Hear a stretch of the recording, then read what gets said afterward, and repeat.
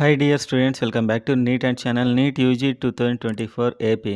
ఏపీలో అయితే ఈసారి ఈడబ్ల్యూఎస్ కింద 10% సీట్లు ఇవ్వాలని కంప్లీట్గా ఏపీ గవర్నమెంట్ అయితే డిసైడ్ కావడం జరిగింది. దానికి సంబంధించిన నోటిఫికేషన్లు కూడా ఇచ్చారు. అండ్ దీని ఎఫెక్ట్స్ ఎలా ఉన్నాయో తర్వాత చాలామంది అయితే డిస్కస్ చేయడం జరిగింది. సో ఇప్పుడైతే ఒక ఇంపార్టెంట్ నిర్ణయం వచ్చింది. చూసే ముందు అయితే లైక్ చేసి సబ్స్క్రైబ్ చేసుకోండి.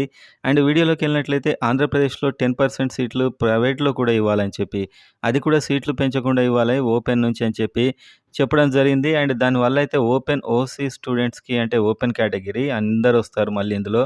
సో వీళ్ళకు కాస్త అన్యాయం జరిగే అవకాశం ఉంది. అండ్ దాని ద్వారా రిజర్వేషన్లో కూడా కట్ ఆఫ్ పెరగవచ్చు. ఎందుకంటే ఓపెన్ కట్ ఆఫ్ పెరిగినప్పుడు కింద ఉన్న రిజర్వేషన్స్ ఓపెన్ నుంచే స్టార్ట్ అవుతాయి కాబట్టి వాటి మీద కూడా ఎఫెక్ట్ పడుతుంది అని చెప్పి కోర్టుకెళ్ళడం జరిగింది. అది కూడా ప్రైవేట్‌లో సీట్లు పెంచకుండా ఉన్న వాటిలో ఓపెన్ కట్ చేసి ఇవ్వడం వల్ల ఇది ఎఫెక్ట్ అవుతుందని వాదించడం జరిగింది. అండ్ దీని మీద అయితే ఈ కోర్టు డిసిజన్ తీసుకుంది. దీని మీద స్టే విధించింది. అంటే ప్రెజెంట్‌గా అయితే ఇవి ఆపేయండి అని చెప్పి, అండ్ మొత్తానికి ఇంకొక 6 వీక్స్‌కి దీన్ని పోస్ట్‌పోన్ చేసింది. 6 వీక్స్ అంటే అప్పటికి కౌన్సెలింగ్ కూడా అయిపోతుంది. ఇప్పుడు టెంపరరీగా ప్రెజెంట్‌గా అయితే ఈ రిజర్వేషన్‌లను వీటి మీద అయితే స్టే విధించినట్లు, వీటినైతే ఆపేసినట్లయితే కోర్టు నుంచి అయితే ఇన్ఫర్మేషన్ ఉన్నట్టు న్యూస్ అయితే వచ్చింది.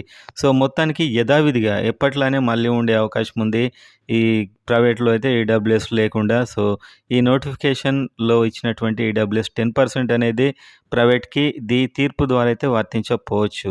సో ఇప్పుడే వచ్చినటువంటి లేటెస్ట్ ఇన్ఫర్మేషన్, కోర్ట్ అయితే ఈడబ్ల్యూఎస్ రిజర్వేషన్ల మీద స్టే, ప్రైవేట్ కాలేజీల వాటి మీద స్టే అయితే విధించింది. ఎప్పట్లానే కొనసాగే అవకాశాలు ఉన్నాయి.